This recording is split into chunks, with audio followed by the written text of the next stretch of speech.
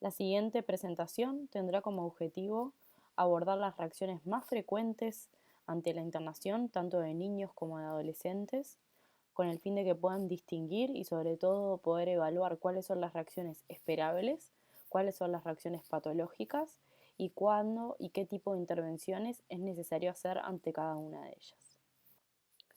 Como vimos en la presentación referida a las implicancias de la hospitalización, el hecho de enfermarse y de ser hospitalizados, tanto para los niños como para los adolescentes, implica una gran ruptura e impacto emocional.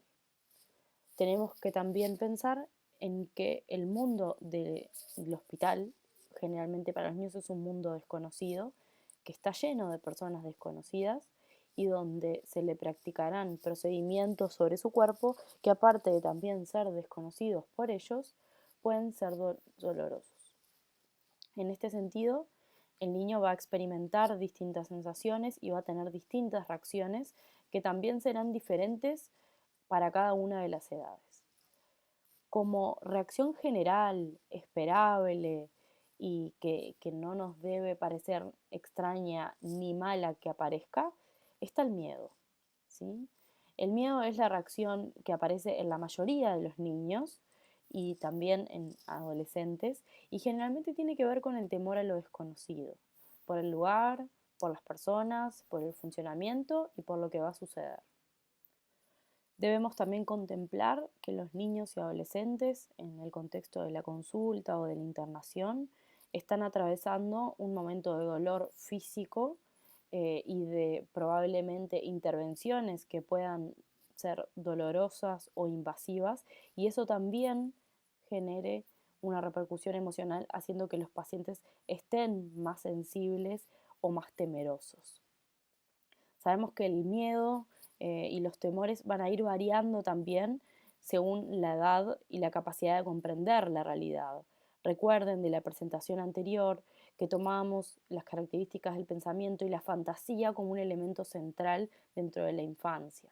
Entonces, a medida que nos acercamos a la adolescencia, de la capacidad de comprender tanto el cuerpo, su funcionamiento, como las distintas intervenciones que se pueden realizar, los motivos o las implicancias que ellas tienen, es normal que dentro, ya entrando en la adolescencia, cuando los niños son más grandes, puedan empezar a tener temores más anticipatorios. ¿Eso qué quiere decir? Que previendo un poco lo que va a suceder en comprensión de su evolución y de la información que reciben de los médicos, es común que puedan tener más ansiedad o más miedos referidos a lo que vendrá que al presente. En cambio, los niños más chicos seguramente estén más angustiados frente a la situación de separación o a los procedimientos que a lo que vendrá luego.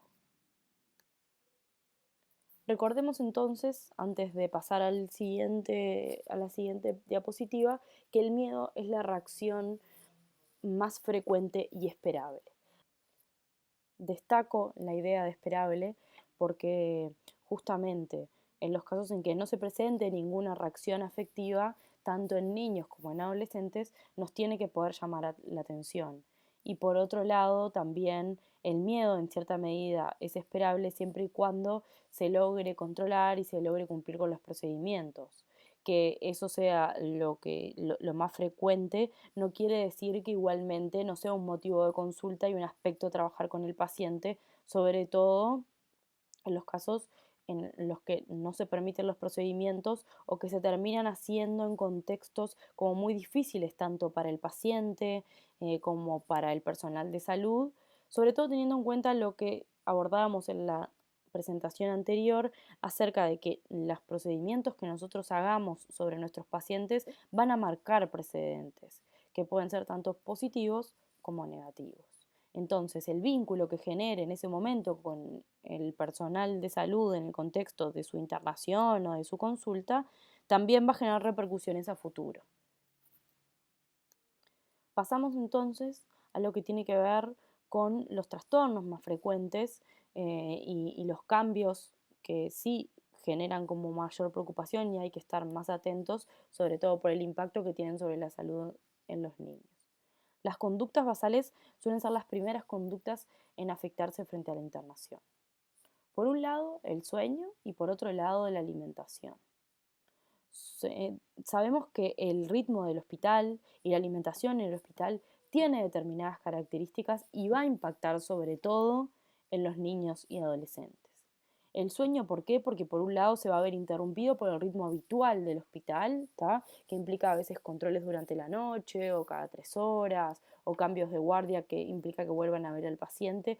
Todo eso va a influir sobre los ciclos de sueño del niño o del adolescente y tenemos que poder determinar hasta cuándo tiene que ver con estas características del hospital y hasta cuándo tiene ya que ver con un trastorno de la conducta basal, que sabemos también que el descanso genera un gran impacto en la salud mental de nuestros pacientes. Los trastornos a nivel del sueño se van a dividir en dos grandes tipos. Por un lado el insomnio y por otro lado la hipersomnia. El insomnio lo podemos dividir en 3 tipos: insomnio de mantenimiento, de conciliación o mixto. El insomnio de mantenimiento tiene que ver con la dificultad para poder mantener el sueño una vez que se logra dormir, ¿tá? Entonces una pregunta para cuando indagamos nosotros sobre nuestros pacientes puede ser, bueno, si logra dormirse y una vez que se duerme, si logra mantenerse dormido o si se despierta, por ejemplo, varias veces en la noche.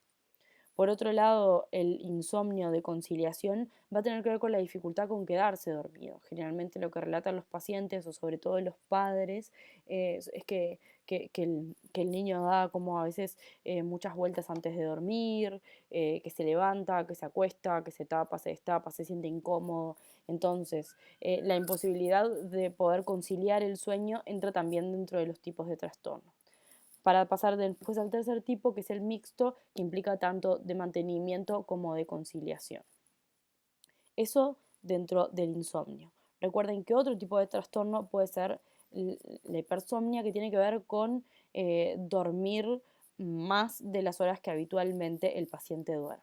Sabemos que sobre todo los adolescentes esa es también una manera como de evasión de la realidad, ¿no? Una manera de defenderse un poco y que implica dormir muchas más horas de las habituales y de las necesarias durante el día. Entonces, esto también implica una dificultad, puede estar señalando un decaimiento en el estado anímico y una manera de evadirse que evidentemente tiene detrás un gran monto de angustia y que debemos poder contemplarla para abordarla y hacer la interconsulta oportuna al equipo correspondiente. Otra de las conductas basales que pueden estar alteradas es la alimentación.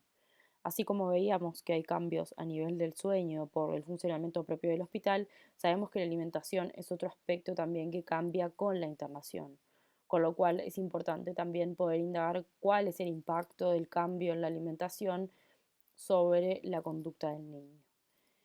Podemos tener casos de que el niño abandone la alimentación o se alimente poco o mucho menos de lo que lo hace, como signo también de angustia y de reprobación en la situación actual, o en el otro extremo, casos de pica o de querer como comer mucho más de lo habitual, que también podrían ser indicadores de aspectos más ansiosos tanto en el niño como en el adolescente. Otra de las reacciones esperables y que en este caso no van a estar dentro del área de la patología, pero que sí van a generar muchos cambios en la conducta del niño, son las regresiones.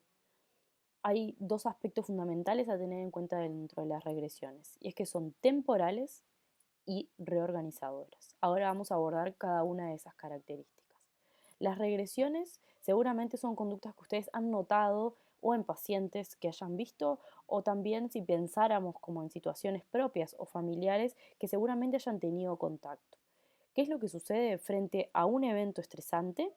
El niño retoma conductas que son de etapas de desarrollo previas, que lo hace como de alguna manera retroceder y sentirse seguro de nuevo en esa etapa que seguramente implique mayor dependencia hacia sus figuras. Por ejemplo, frente al nacimiento de hermanos, hay niños que o quieren volver a dormir en la cama de sus padres, o comienzan a gatear de nuevo cuando ya habían logrado caminar, o vuelven a usar el chupete, o vuelven a hablar de una manera como mucho más infantil, cuando ya habían logrado otros hitos del desarrollo. Es entonces un mecanismo que tienen los niños de buscar volver a etapas anteriores de mayor dependencia y de mayor cuidado y de ser vistos y considerados por otros, por las necesidades afectivas justamente del impacto emocional que tiene la situación de crisis. Podemos pensar entonces la internación misma como una situación de crisis y cómo a veces los niños responden con estas regresiones, por ejemplo, al necesitar estar más cerca de sus padres, estar más pendiente de ellos, necesitar, por ejemplo, que se los alimente o a volver a usar pañales durante la internación. Son temporales entonces en este sentido porque una vez que uno quita ese estímulo o eso que está generando estrés en el niño, las conductas deberían revertir y debería devolver a los hitos del desarrollo a los que había logrado, ¿sí? Y son reorganizadores en la medida en que permiten al niño volver a esas etapas y sentirse protegido porque seguramente lo necesite frente a una situación que lo angustie mucho. ¿Tá? Esto es importante también cuando uno trabaja a nivel de policlínica, no solo en poder notarlo durante la internación y poder decirle a los padres que lo que les está sucediendo es algo que es normal, que el niño lo hace para sentirse mejor y que en realidad uno espera que cuando quite el evento estresante esas conductas reviertan, sino también para cuando detectamos estas cuestiones en policlínica, ver si realmente lo que puede ser clínicamente detectado como una involución del desarrollo, en realidad tiene que ver como la pérdida de determinadas capacidades que una vez el niño tuvo o como respuestas a las situaciones, a alguna situación de estrés que el niño esté viviendo o haya vivido recientemente. Por último, otras de las respuestas que vamos a tener pueden ser la angustia, la ansiedad, la hiperactividad y la depresión. Basados en experiencias de años anteriores, donde consideran a la depresión como la respuesta más frecuente, recuerden que la respuesta emocional más frecuente va a ser el miedo y dentro de las respuestas conductuales va a ser la regresión. Entonces la depresión en niños sobre todo es la menos frecuente. La angustia irá variando en el niño muy relacionada a su desarrollo, ¿sí? En las etapas más tempranas, la angustia va a estar sobre todo vinculada a la separación, al temor a ser separado de sus figuras de cuidado o de apego. Por esto es importante considerar cuándo es necesario que el niño sea separado, cuándo hay determinados procedimientos que requieren que el cuidador esté fuera o esté alejado y cuando hay otras intervenciones que las podemos hacer hasta participando a su padre o cuidador. A medida que vamos avanzando en el desarrollo, la ansiedad también va a ir cambiando y ese temor al abandono va a ser cambiado por un temor a lo que nosotros denominamos a la mutilación. ¿Esto con qué tiene que ver? Con que el niño va comprendiendo el funcionamiento de su cuerpo, va logrando un esquema de corporal más completo, logrando entender las partes de su cuerpo y las funciones. Entonces el temor es a que alguna parte de su cuerpo sea dañada con alguno de los procedimientos. Esto será generalmente en la etapa escolar entre los 6 y los 12 años. Más hacia la adolescencia, a partir de los 12 años, la ansiedad estará mucho más centrada en la dependencia, ¿no? Sabemos que la enfermedad hace que el niño o el adolescente esté mucho más dependiente y eso los hace sentir muy vulnerables y generalmente también los enoja. Entonces, la pérdida de control de sí mismos y de su propia intimidad va a ser un aspecto que genere gran angustia en los niños mayores de 12 años y en los adolescentes. Por otro lado, una de las reacciones también que podemos esperar que aparezca es la ansiedad, ¿sí? La ansiedad tiene como características frecuentes en su presentación el temblor, la inquietud, la incapacidad, por ejemplo, en la conciliación del sueño, en poder concentrarse en una tarea. También los episodios de angustia con sentimiento como de opresión torácica y de taquicardia son aspectos que tenemos que poder tanto evaluar con el niño, con el adolescente, que nos lo va a poder explicar mucho mejor, y también con sus padres, porque en el caso de los niños más chicos, si bien pueden haber elementos de ansiedad, muchas veces es difícil que puedan verbalizarlos Entonces tenemos que ser muy específicos para poder indagar los síntomas en caso de que nos orientemos hacia que haya un trastorno más ansioso y también poder apoyarnos en el discurso de sus padres.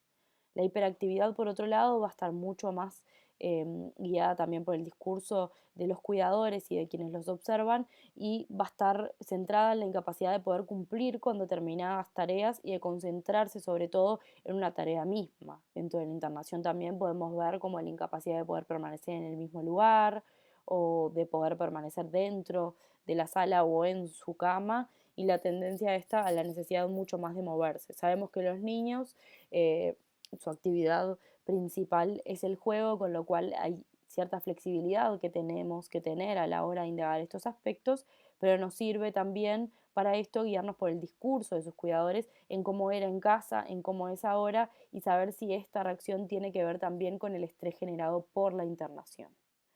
Por otro lado, y como ya les decía anteriormente, la depresión es otra de las respuestas, la menos frecuente en los niños y quizás sí sea más frecuente y parecida a la de los adultos, la de los adolescentes. ¿Tá? La depresión en los niños generalmente incluso se presenta de manera enmascarada y hasta opuesta, ¿no? Aparece la hiperactividad, que en realidad esconde aspectos más depresivos y más de tristeza que a los niños les cuesta mucho verbalizar y los muestran de esta manera más opuesta. En los adolescentes sí ya podemos encontrar elementos de depresión más parecidas a los adultos, que tienen que ver con la anedonia, con la tristeza, con el llanto fácil, el trastorno en las conductas basales y luego un decaimiento psicomotor o también ideas de culpa y de muerte que debemos también poder indagar y tener presentes en los adolescentes porque son un aspecto importante y son aspectos relevantes para poder hacer la consulta con otras disciplinas que creamos oportunas.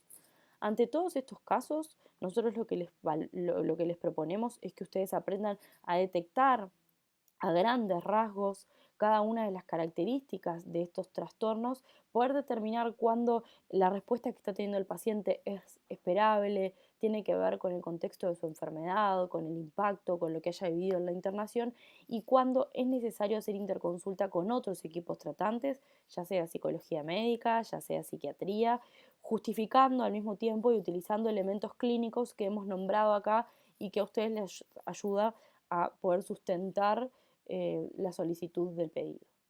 De esta manera finalizamos la presentación acerca de las conductas esperables y las conductas patológicas que pueden aparecer frente a la internación y el estrés que ello genera tanto en niños como en adolescentes.